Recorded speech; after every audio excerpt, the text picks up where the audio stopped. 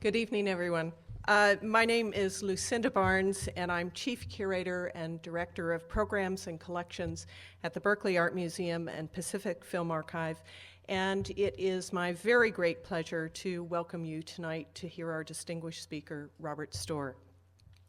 This evening's program is occasioned by the museum's newly opened exhibition, James Castle, a Retrospective, an exhibition that has been organized and rather brilliantly, I might add, by the Philadelphia Museum of Art and made possible by the Pew Center for Arts and Heritage.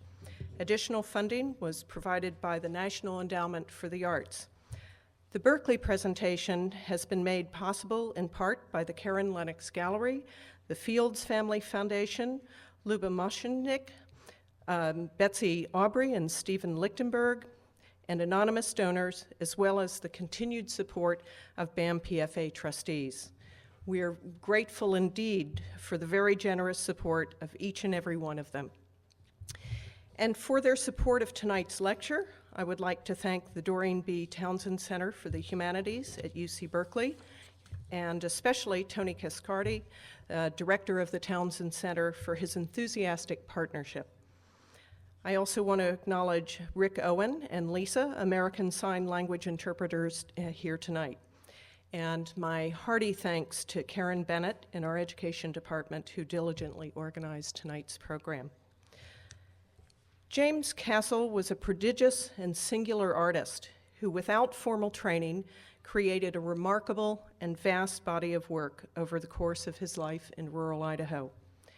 He was born profoundly deaf, and although as a child he attended a school for the deaf and blind, Castle did not appear to have learned to read, write, sign, or lip read, perhaps by choice. He did, however, make art from a very early age and with undeterred focus and attention throughout his life. He developed a rich and determined artistic vocabulary, striking in its formal strength, structure, and visual cadence, and full of imaginative exploration and experimentation. This wonderful exhibition and comprehensive catalog that goes along with the exhibition span the full range of Castle's work, resulting from several years of focused efforts by the curator Ann Percy at the Philadelphia Museum of Art, and in close collaboration with Jacqueline Christ and J. Christ Gallery in Idaho, who act as agents for the artist's estate and who are largely responsible for documenting, preserving, and bringing to a wide and avid international audience this marvelous work. The exhibition will be on view upstairs in Gallery 3, if you haven't seen it already, through April 25th, and it's accompanied by a wonderful film, James Castle, Portrait of an Artist, which is screening continuously in the theater gallery, and you may have seen the monitor with the film as you walked into the theater. The film was made in 2008 by filmmaker Jeffrey Wolf in conjunction with the exhibition and includes commentaries by a number of artists, critics, curators, Castle family members, and our guest this evening, Robert Storr, whose eloquent insights are, I think, rooted in his own polymath practice.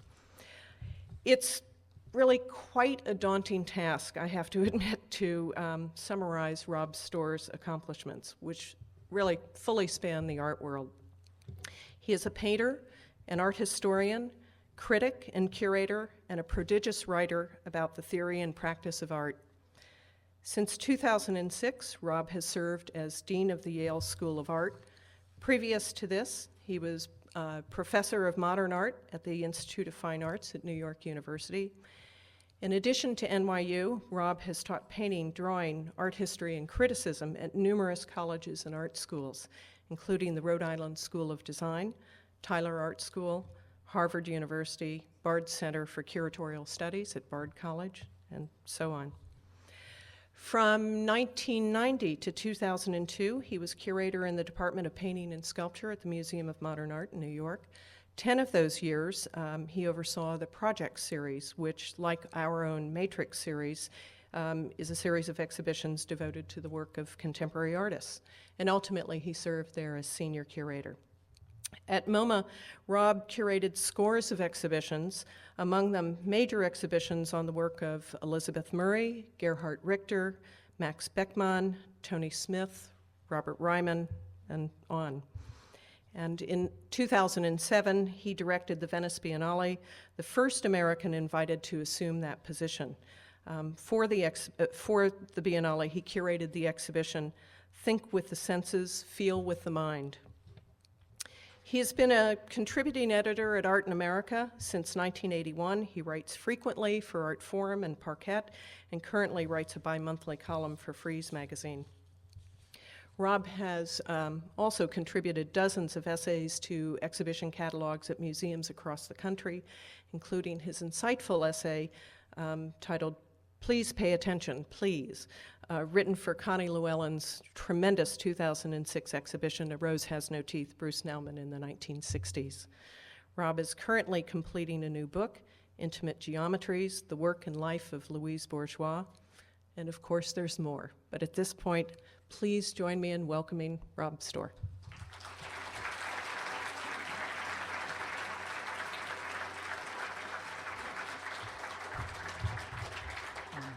It's a pleasure to be here. I have lots of friends in this region, and when I was 10 years old, I actually lived a few blocks from here. So I spent today walking around sniffing the eucalyptus and trying to find the place that I lived in and sort of reconnect with various and sundry little Proustian bits of my early life. This is going to be a talk, not a lecture. I am not an expert in any of the things I'm going to talk about except drawing. I do know a lot about that, both in the practice of it and the looking of it. And it is primarily in relationship to drawing that I'm here at all, I think. But I would like to talk around it as well as to it, and I would like to talk about some of the problems that I see in presenting this kind of work, or at least in the ways it has been presented in the past, not problems that are at all a problem in this case. And just, speculate. Also, to the people who are signing, warn them that I tend to speak rather quickly, and I will try to contain myself, but a combination of a lot of good Bay Area coffee and New York nerves does what it does. Just another side of this is that I am not a systematic thinker in that I sort of begin someplace and go to the end to prove a point. I'm a sort of a crab walker. And as I get settled in circumstances, see things, my path changes somewhat. So I would just like now to interrupt where I was going to start by an observation that happened as a result of sitting there and looking at that. Lucinda mentioned the Tony Smith exhibition that I did at the Modern. And one of the remarkable things about Tony Smith was, well, first of all, he was a very, very late blooming artist, and I have sympathy with those kinds of artists. But he was an artist who, for much of his life, did small things that, in a sense, kept his imagination working, kept his sense of possibility open, even though he executed very few things at large scale and very few things that were exhibitable for much of his life. As a result of which, he made lots and lots of little models, and partly they were models because he didn't really have a studio to work in. Partly they were models because he didn't have the money to build them big, and so on. And one of the pleasures of making that exhibition was to see the sense of monumentality that he instinctively had, regardless of the scale of the object he was making. And parenthetically, you should know that Kiki Smith, Seton Smith, and Beatrice Smith, who were his three daughters, were responsible for making a lot of these models. So what you see in a Tony Smith exhibition is the sort of family origami industry, and the folding and scotch taping and so on and so forth. But the conception was entirely Tony Smith.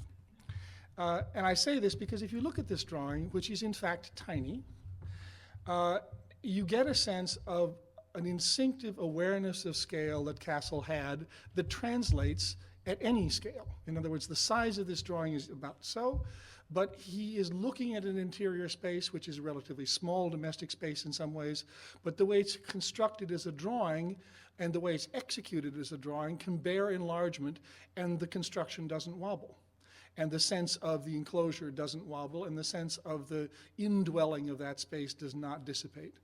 Now that is a primary artistic instinct operating, and more than an instinct, because we're not speaking of something that is unaware of its own reality, but rather this is an aptitude, a faculty in operation at whatever scale were dictated by materials or circumstances. And if you think, for example, of Virginia Woolf's description in A Room of One's Own of Jane Austen sitting in the corner of a house writing while the life goes on around her, in a certain way Castle was occupying a similar kind of position. There was this family doing the things that families do and doing the thing that working families do, and he had his space within that family making these things, which perforce were many of them very small. But the ability to concentrate and at the same time be a part of a social domestic ensemble is something we normally associate with women's work, but in this case we find in men's work. And I was talking to some curatorial students at the beginning of the day, and I thought, you know, if somebody wants to do some gender politics, it would be very interesting to look at his life and his situation in terms of gender politics, and for once not to make it an argument about gender, but actually an exploration of different role types and how it is that this particular man adapted to his reality and those around him adapted to him in that reality. Anyway, but this was about scale, and that was a digression. Circumstances have dictated that I am simultaneously here to talk about this and trying desperately against the clock to finish an essay on Jean-Michel Basquiat, who, to all intents and purposes, was also an untrained artist. Basquiat was the child of a dysfunctional but nonetheless middle-class family in Brooklyn. And he went to school as little as possible. He went to a special high school in the New York school system, which allowed him certain freedoms and encouraged certain aptitudes and inclinations that he had. But he was not a trained artist in the way that many of the other people who were part of his ensemble were trained artists. For example, Keith Haring, famously, was a student at SVA in New York. But this was not true of Basquiat. And Basquiat was also African Caribbean American, and Basquiat was an acting out kid, apparently dysfunctional in certain ways, although super intelligent. And Basquiat was very quickly typecast as a primitive in the New York scene. And all the ways in which he was not a primitive is what makes his art interesting. And all the ways in which he was self-conscious is what makes his art interesting. All the ways he was curious and prepared is what makes his art interesting. And yet he had to battle with this conception. And in a way, Castle occupies a kind of similar position, albeit having lived an entirely different life. But it would help, in a sense, if one sort of takes apart the way in which Basquiat has been cast in a role for the market or for the 80s or for whatever particular set of cliched circumstances he was cast in that role. If one learns how to take that apart, then one can apply the same skills to maybe taking apart not what was actually been said of Castle, but what might have been said about Castle if people had not done such good work, and also what has been said about him previously, or at least by people less informed. It revolves around a whole set of attitude towards, to use the Levi-Strauss phrase, the raw and the cooked, and the value that the raw has for those people who eat mostly haute cuisine. Martin Ramirez, another of the group of artists, untrained artists so-called, that I've written about, falls in the same category.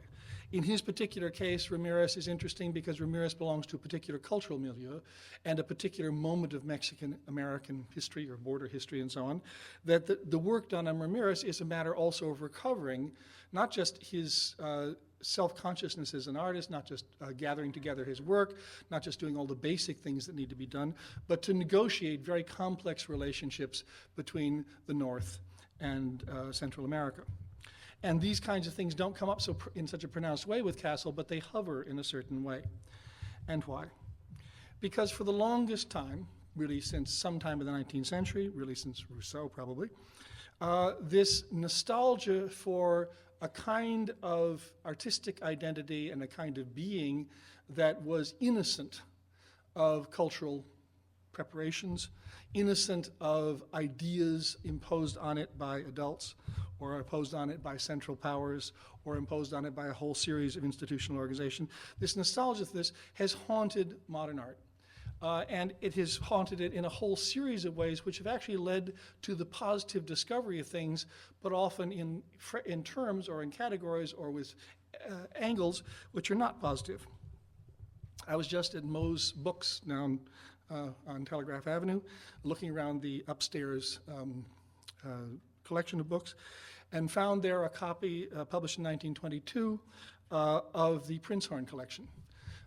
Oddly enough, it's a copy that belonged to Dunoyer de Cernolzac, who was a French conservative watercolorist primarily, a member of the French sort of high society painters of the 1930s, return to order painters, a very skilled person. But to think that this man, who was so much a creature of salon art, should have had the Prinzhorn collection book in his possession, annotated actually, is interesting. The Prinzhorn collection was a collection formed of art made by artists in an asylum. And Dr. Prinzhorn, who did this, gathered these materials, analyzed them, classified them, did an enormous amount of basic work, and also provided with this text, which was published in the 20s, provided with this raw materials for any number of artists to look at, among them Max Ernst, of course, but others as well, Paul Klee, others who consulted this collection. Why? Because the material was marvelous, but also because it offered an alternative to the idea of the artist schooled in the ways of the Western tradition. Expressionism in Germany picked up on some of the same material, and of course, after the war, you have Jean Dubuffet and Art Brut, and the whole series of developments after the war that were summarized in his essays called Anti-Cultural Positions, a talk that he gave actually at the Arts Club of Chicago in the 1950s, and that was a profound influence, among other things, on Leon Golub, Nancy Spiro, and the monster roster of Chicago. Incidentally, aside from having had a brief bit of my childhood here, I mostly grew up in Chicago. So I'm a product of the art world in which the celebration of those kinds of art, which are made by untrained artists in opposition to what was thought to be the over-cultivation of certain aspects of art in both the modernist and pre-modernist traditions, was very, very powerful. Now, I'm not going to do a whole spiel here about all of this, but simply to say that if you think that from Romanticism and the Enlightenment on down, the rebellion against the idea of a deliberately made art, an art which dealt in conventions consciously and admittedly, and developed those conventions, was a powerful, powerful force. It was the counter-term to classicism. And just in parentheses, I should say that classicism is a much abused category of art, I think, in these days. I've recently been reading around in books on classicism because I find it very interesting what that art represents and what it once at least tried to accomplish. The kind of classicism that we associate with the decadent academic styles of the late 19th century are one thing, but the kind of classicisms that are the early part of this whole tradition in the late 17th, early 18th century, actually late 18th, early 19th century, is actually kind of remarkable. And if you read contemporary art criticism that treats, for example, the classical impulse as if it was ipso facto a sign of incipient fascism, as one sometimes finds, that's kind of crazy. And incidentally, parenthetically, Mr. Dubuffet, who spoke so ardently against the sort of high traditions of studio art, was in fact himself a return-to-order quasi-neoclassical painter before he became the Art Brut painter or Art Brut influence painter that he later became. And if you look at the art that he made in the 1930s before he went into the wine business, made enough money, a little bit like Jeb Koons going into the securities business, made enough money so he could afford to be an artist, you see in him doing these things which every good technician who draws according to the academic model could do. A more sophisticated version of all of this begins with Robert Goldwater. In 1937, Goldwater published a thesis at Harvard University, graduate student on the primitive in modern art, which was later published in a book which was widely circulated. Goldwater's book is a very interesting document because it delves into all the different variations on the idea of the primitive, at the same time succumbs to that word in ways that are problematic. But he recognized that within all these tendencies, surrealism, expressionism, etc., Cubism for that matter as well, that a reference to tribal arts, to the art of the insane, to the art of children was a powerful influence. a necessary influence, an indispensable influence. Now, Goldwater was a self-conscious intellectual. For example, he was fully aware of the imperialism of French culture and therefore of all of the difficulties of treating tribal art as quote-unquote primitive. He chose this word by default because it was the word in use, and also because it represented, again, a current in modern art that needed documentation. And if you think that he was writing this book in 1937, it was early on in the development of modern art and all of these tendencies that he was actually sort of bringing it to the surface and sorting it out. And of course, it had to do with attitudes towards the insane that we no longer share, as well as all the other things. There is, parenthetically, another thing that is interesting in all of this, and it was mentioned a little bit like Lucinda. Robert Goldwater's wife was Louise Bourgeois.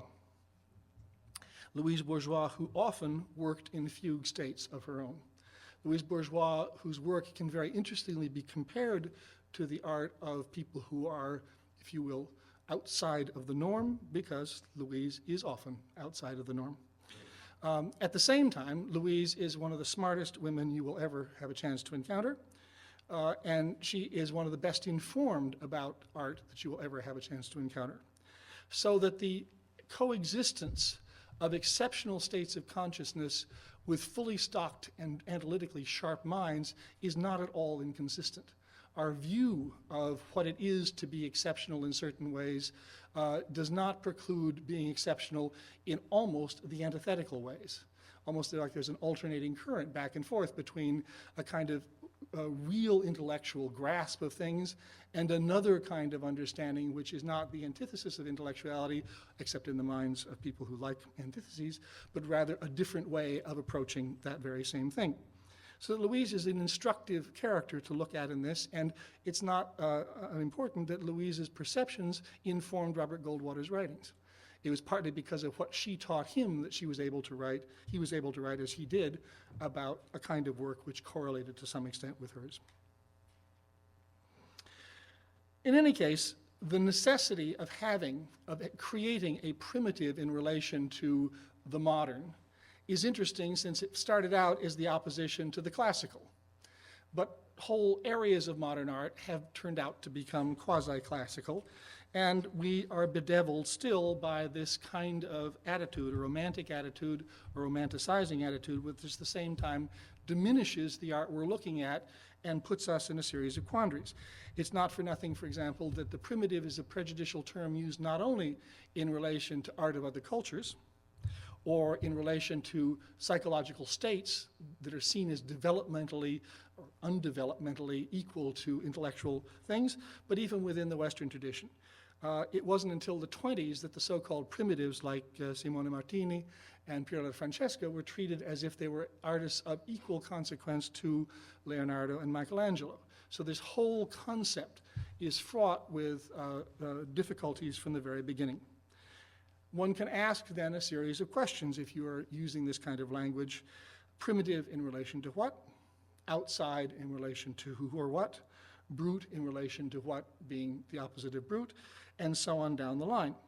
If you look at this drawing, for example, what is brutal about it? Practically nothing that I can see. It is in fact the exact opposite. It is full of uncannily delicate nuances of touch and of tone. It is done with materials which allow this to happen in a way that other materials would not have done so.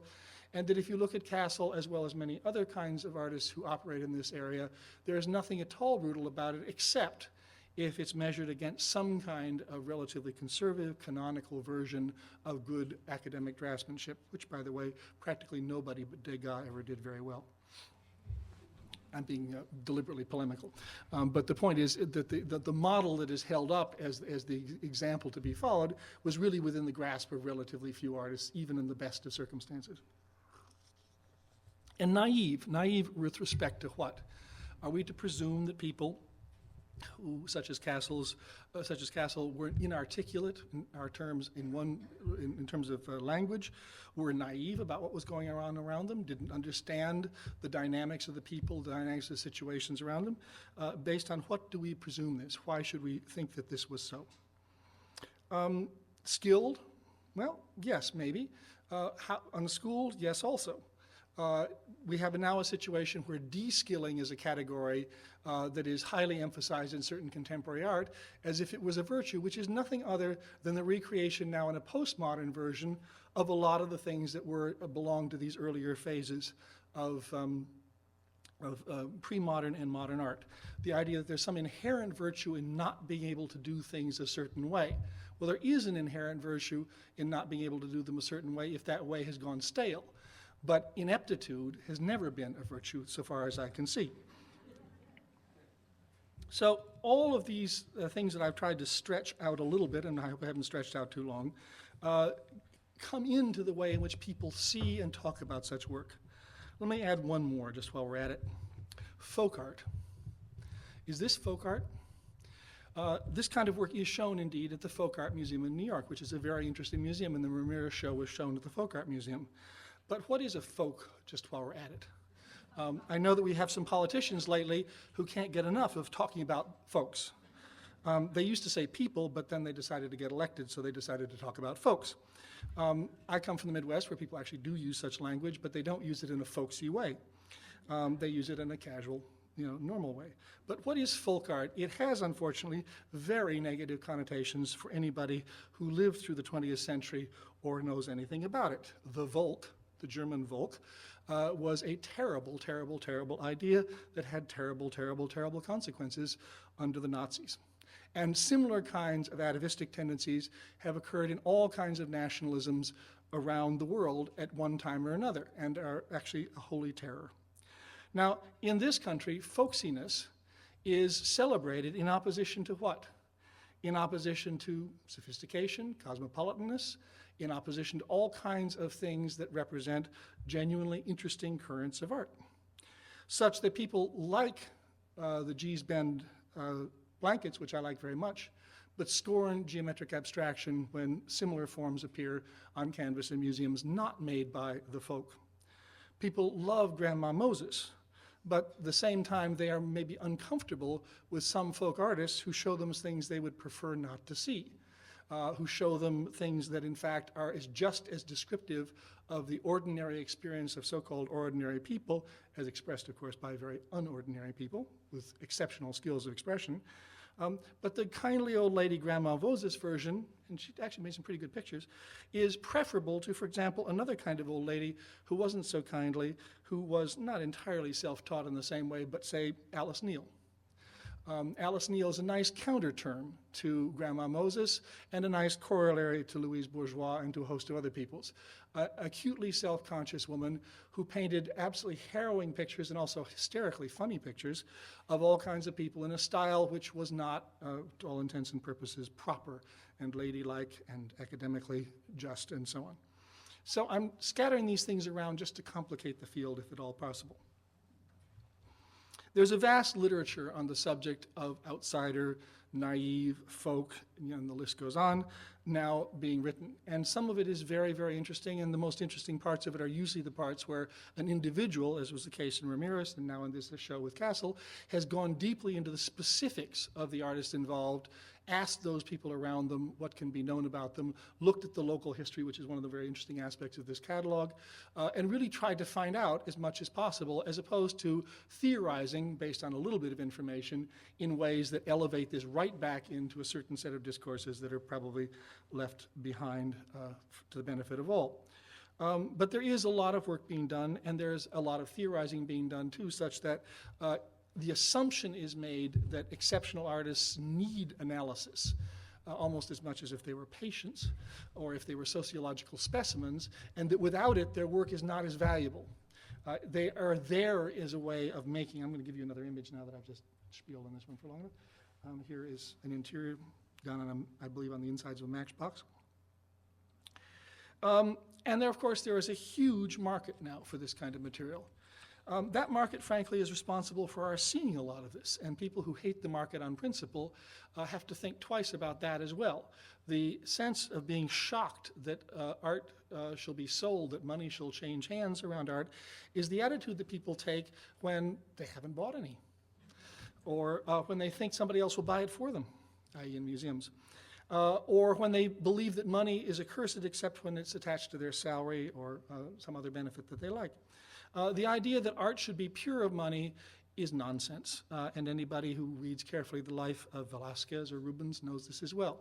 So again, primitivizing, simplifying, crude attitudes towards art often descend when it comes into the category of this kind of work, because what people are really seeking is a kind of Edenic state, where art is absolutely unencumbered by all the contingencies of the world, and therefore when somebody comes along with long green to buy it, they are immediately typecast as the villains of the piece. Now, there is, of course, lots of villainy around in the art world, and particularly in the market, but there are good agents who act in this world as well, and this is a case here. And of course, that also infantilizes or belittles or in some ways underestimates the artists themselves. The idea that an artist who is untrained and lives in isolation up to a certain age and then is discovered has no interest whatsoever in making a living out of their work, or in having it shown and appreciating that it is shown and celebrated, is again a desire to keep the noble savage noble and savage. I remember going to visit Mose Tolliver in Montgomery, Alabama, towards the end of his life, and he had an entire industry in his house of cousins and family members making Mose Tollivers, all sound painted, in his manner, signed Mose Tolliver, and available if you wanted them as you walked out the door. Now, how this is different from a Renaissance studio in terms of the economics of it, I can't really say. It seems to me that you could choose, as you would in a Renaissance studio, which one you liked better and which one had more or less of the hand of the master. But again, to keep the artists in this category isolated from the market is an artificial imposition of people who have, as I say, reductive attitudes towards markets, towards art, and towards everything else.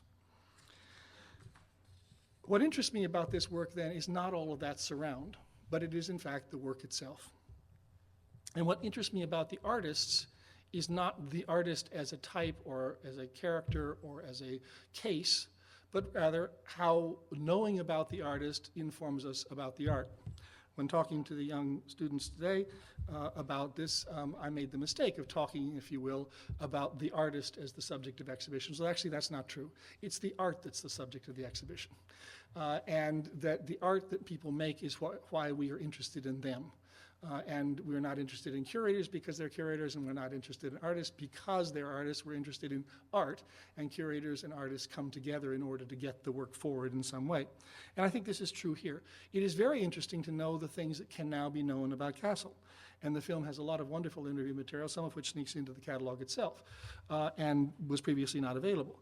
In the same way, it's very interesting to know about people for whom there's a record. William Edmondson is another case of an artist who was discovered, if you will, by the big world, by Elsie Dell Wolfe, who was a photographer working for Harper's Bazaar, and who interviewed Edmondson towards the end of his life. And in these interviews, there's all kinds of interesting sort of positioning going on, because he was a very shrewd guy who understood what was coming at him in certain basic ways. And at the same time, he was completely and directly connected to his work through a kind of sense of destiny or necessity. And he told Elsie Dell Wolfe, that God basically told him to do it. But it seems, at least in my reading of what has been documented, that he had a bit of a smile on his face, and that he understood that this was not only partially true, it was inspiration, but it was also a very good defense to put up in a situation where you might be picked apart. We don't have this from Castle. We don't know really very much about what he would say because he didn't say it. But one has a sense of, at least I have a sense, of a kind of satisfaction in recognition, an appreciation of the dangers of the embrace of an audience, and a complex relationship to a complex body of work made over a long period of time. So I'm basically arguing that you now then should treat Castle simply as an artist, as a three-dimensional person operating in a world which was smaller than ours, more isolated than ours, but no less detailed than ours, and that in the way the work and the way in which he dealt with the world around it should be taken in that sense as complicated, and that those complications are what we need to look at, but most of all at the complications of the art itself. Now, in this particular case, let me do another This is, by the way, you can see a collage. It's made out of folded papers with string and twine put together. This is sort of a later piece, I would think, judging from the chronologies that have been written, but none of this stuff is dated. But it is a wonderful kind of peek backwards into this domestic environment that he has by this time already drawn in many, many, many forms. The indicators or the guides to this work have been in some cases dealers, curators, and so on and so forth, but they are very often artists. It is very often the case that it is the recognition by a practicing artist of this work that has brought it into the world. Ben Kamihara, I gather, was the person who was principally involved in bringing Castle forward. Jim Nutt was one of the key people responsible for bringing Ramirez forward. In this particular case, my introduction to Castle came through an artist, Harvey Tulczynski, who worked as an art handler at the Museum of Modern Art, and who makes beautiful drawings, graphically intense sort of grid drawings, and who, when we were installing a show, I don't know which one of the ones I was doing at MoMA, started telling me about this person he'd been collecting from, I guess, the late 80s or so. So before there was a general, sort of widespread awareness of Castle in the New York scene. I think before Herschel and Adler did a show, or whenever it was exactly, Harvey had spotted this stuff and picked it up. So I learned about this from Harvey, and I owe him that. I owe him a lot of things, but I owe him that. And one of the first things he said to me was what it was made out of, spit and ash, and that resonated immediately. Because I am a person who draws, and I'll just say parenthetically, by the way, that I am dyslexic, and for a good deal of my early life, I could not read or write, and I drew compulsively in a way that makes me entirely sympathetic to the ways and to the intensity with which Castle drew. I have unfortunately overcompensated in this department and written and spoken a lot, and whatever, but a good many people who I know who are in the visual arts are dyslexic. Chuck Close, for example, is dyslexic, and sort of the first serious conversations I ever had with anybody about this was Chuck. And I think it's not for nothing that people who are dyslexic very often are interested in structured drawing. Chuck most certainly is. Chuck's work is made out of grids, and it's made out of textures and marks within grids. And the business of locating yourself in a visual field, of finding a place and navigating from it, is deeply satisfying in ways that I think people who are more comfortable with the written word and within a sort of open field do not find it so. I mean, when I look at this computer here, I look at chaos.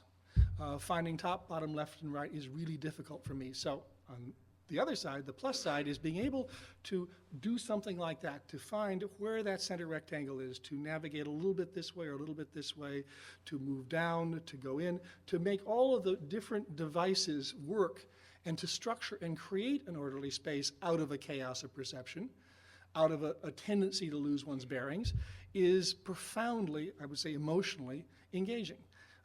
One does this not in order to create a space, and this is, I will say a little bit more about this, why I think Castle's so, anyway, to me, satisfying. Not in order to create a fantasy space, an alternative space. Not in order to take the projections on the back of your mind and sort of shoot them out your eyeballs forward, and to do what the surrealists did, to mine the psychology for something. It's actually just the perceptual set of relationships, of organizing visual material, where, in fact, one feels more or less at a loss much of the time, is just great. And I think when I'm looking at this kind of work, that's a lot of what I see. I see somebody calibrating, measuring, positioning, and then nailing something down, and then nailing it again. When I see somebody do this kind of work and see them repeat something, it is because they can never be satisfied by it, because it'll start moving again the next time they move their eyes.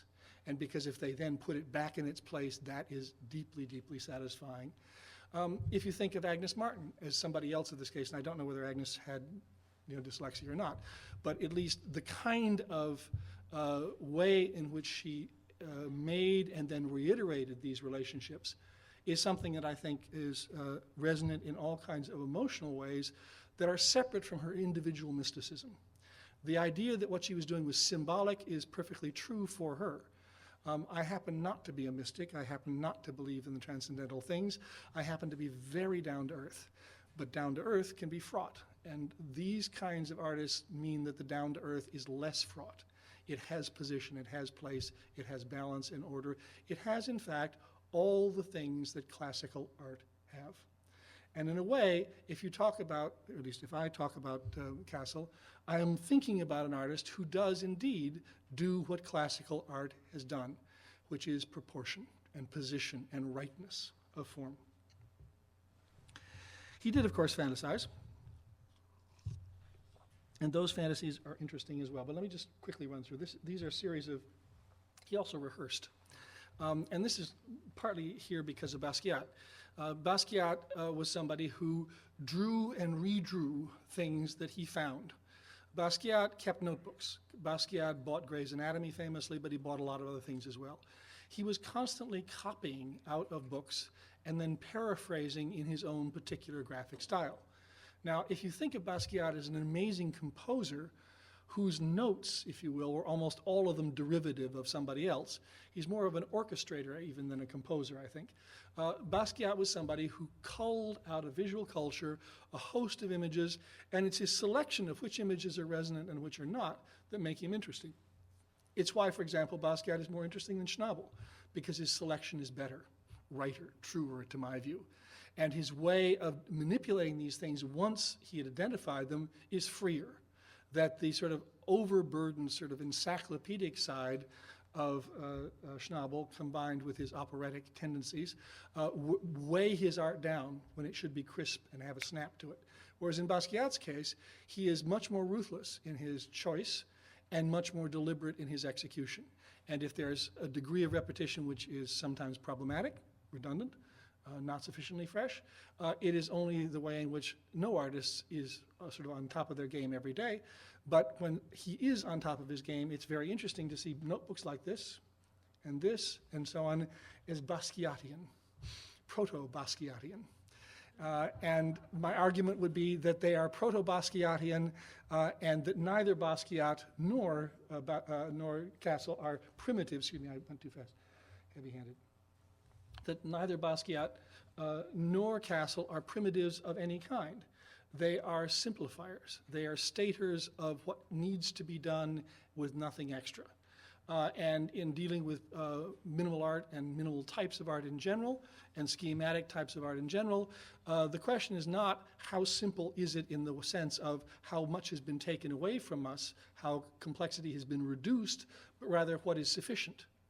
And if you have a form that holds true, keeps its place, is legible, and at the same time not dull, then you create a different relationship. An art of sufficiency is an art that seems to me exactly, again, what we need more of, and we have arts of surfeit and of extravagant wastes of energy.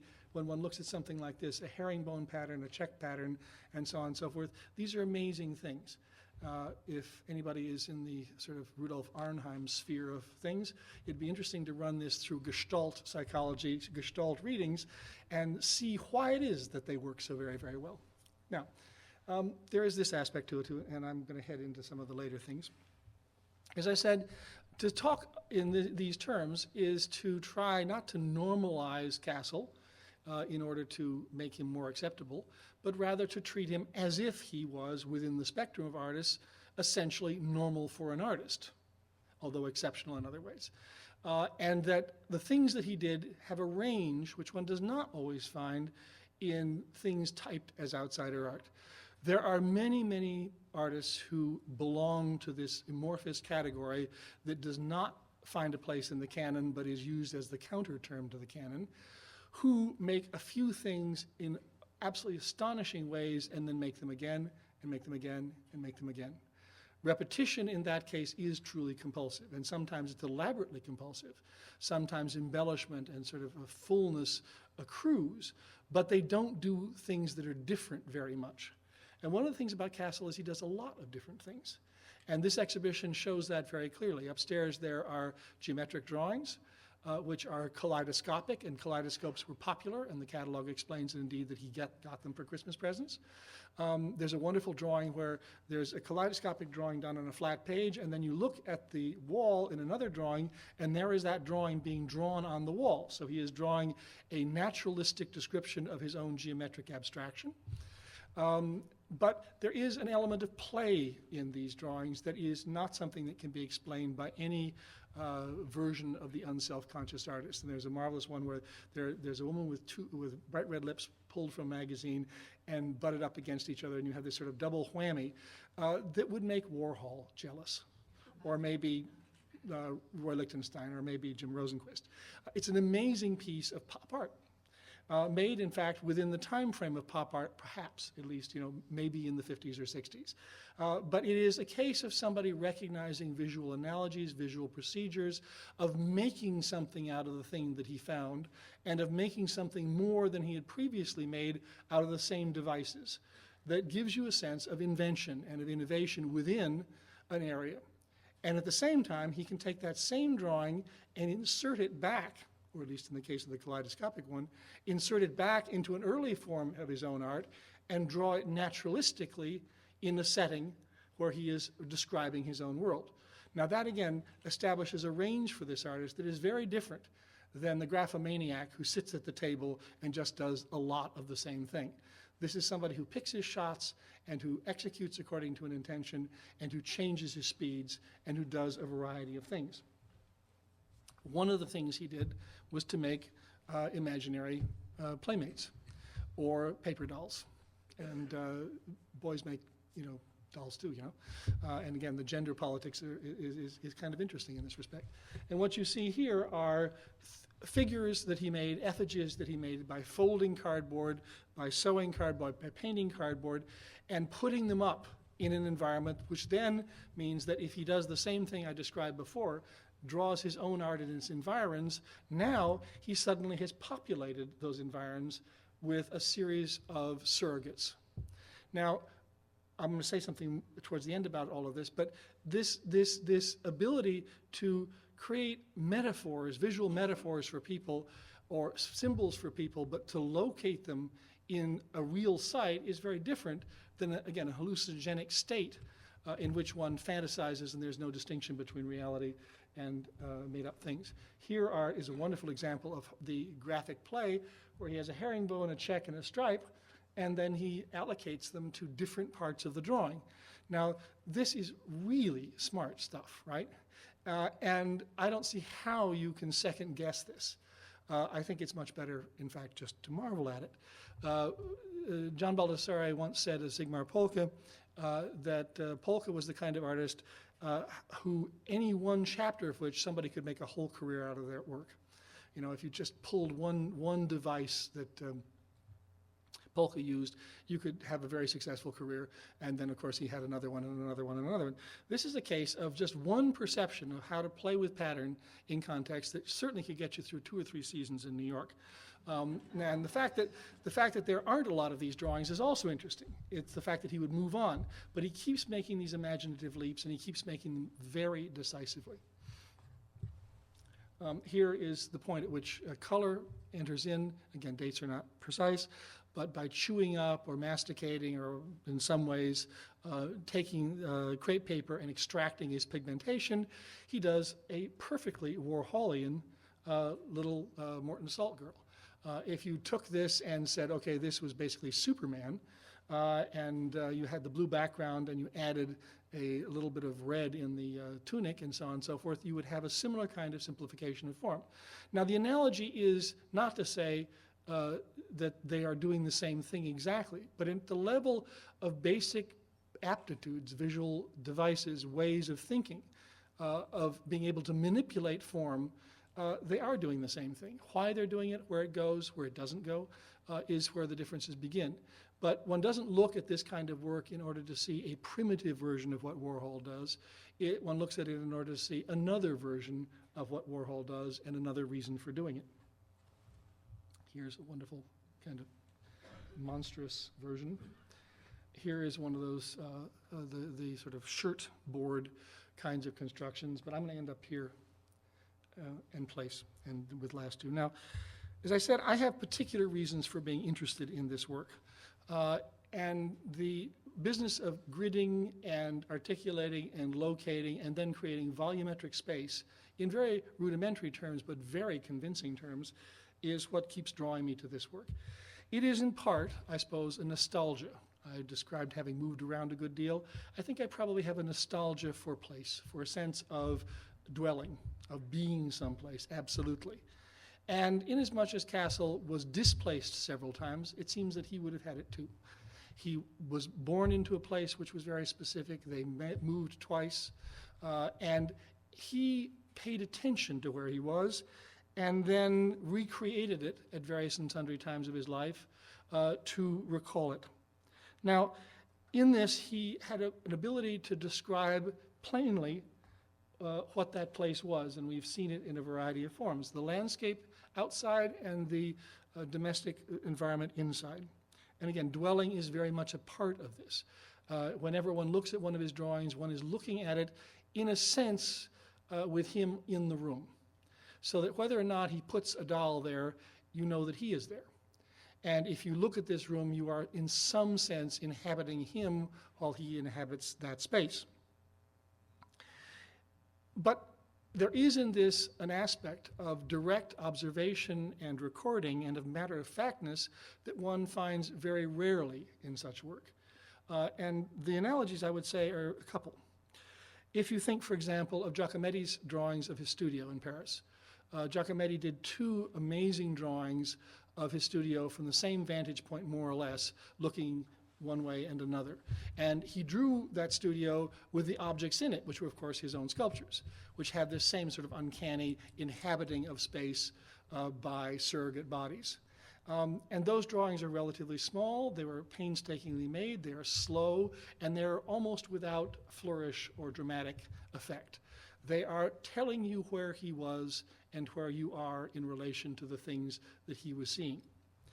And it seems that the satisfactions for Giacometti, who also was very much engaged in the rest of his graphic work and his paintings, in measuring, describing, delineating, containing, filling, that this kind of graphic activity, the atmospheric qualities of it as well, which is to say, in his case, erasure and correction, in Castle's case, layers of tone, that this is very much a kind of primary psychological activity expressed through a primary graphic means.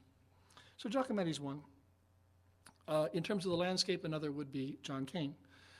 John Kane, who was collected by the Museum of Modern Art, who was a so-called naive artist, but not very, who lived in Pittsburgh and who made these marvelously dry, descriptive landscapes of his area of Pittsburgh and all of the surround.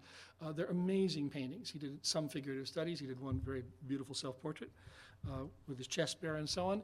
He was collected by the Museum of Modern Art very early by Alfred Barr. But it's the landscapes that are the most interesting, because if you look at the range of American landscape, from the sort of Hudson River Valley painters to the painters of the majestic West and so on, you have to look pretty far to find anything that is that prosaic and at the same time that evocative. He is, in the terms of art history perhaps, closer to the British topographical draftsmen of the 19th century, who simply told you what the land looked like, than he is to anything in the more art traditions of American landscape painting. And of course, he was one of the people who described the American landscape as it was. In other words, he didn't describe the bucolic, pastoral America. He described an industrialized America meeting the bucolic and pastoral America. He described the way in which we actually live when city and country come together. And for that reason, he's been very important to another artist who I think actually has some things in common with Castle, and that's Rackstraw Downs, an American painter of prosaic pictures about the meeting of city and country with a dry touch, who is very concerned to structure space in certain kinds of ways. Just I'll throw this in incidentally, there are some other people who are involved in activities that are not the same, but have some interesting corollaries. One would be Ellen Phelan, a painter of dolls, and dolls in atmospheric situations, and somebody who also projects outwards and also populates her environment with dolls. Now I'm going to sort of end with that general thing back to the idea of the child. We say something is childlike because why? John Yao in the film talks about these drawings as being childlike, and is at the same time embarrassed by the application of that word. But the whole idea of the child is a very problematic one in Western culture, and I think Castle is a very helpful person to think about in this respect. As I said, Rousseau's idea of the innocent, uncorrupted intelligence and appetite and avidity is problematic, partly because by now we know, thanks to Freud and careful examination of our own innards, that children are not a bit innocent.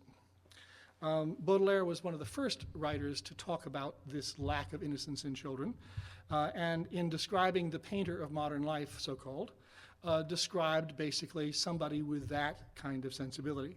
He described the painter of modern life as being one of two things. The invalid who returns to the world with a kind of an acute sensitivity to what is out there, and then correspondingly a child reborn. And he says, convalescence is like a return to childhood. The convalescent, like the child, enjoys to the highest degree the faculty of taking a lively interest in things, even the most trivial in appearance. And one of the things, of course, that artists with serious purpose tend to do is to not take a lively interest in everything, but to be highly selective in what they take an interest in, and therefore leaving out a lot. One of the things about Cassel is he leaves out nothing. The child sees everything as novelty. The child is always drunk. Baudelaire was often drunk. The man of genius has strong nerves. Those of the child are weak. In one, reason has assumed an important role. In another, sensibility occupies almost the whole being.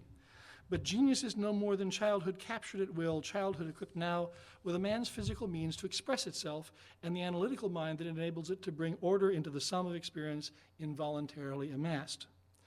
To this deep and joyful curiosity must be attributed that stare, animal-like in ecstasy, which all children have when confronted with something new, whatever it may be, a face or landscape, light, gilding, colors, watered silk, the enchantment of beauty enhanced by the arts of dress.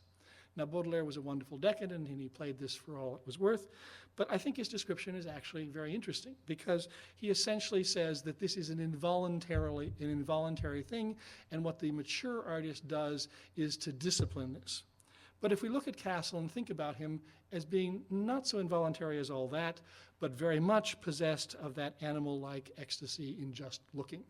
Somebody who, in fact, did express his will, worked exceedingly hard, as I said, worked in a variety of different ways, worked in ways that renewed his vision, changed his vision, but never lost that primary avidity. Or to go to one last poetic version of this, which is my favorite, and my favorite poet pretty much, which is Walt Whitman. There was a child set forth every day, and the first object he looked upon and received with wonder or pity or love or dread, that object he became.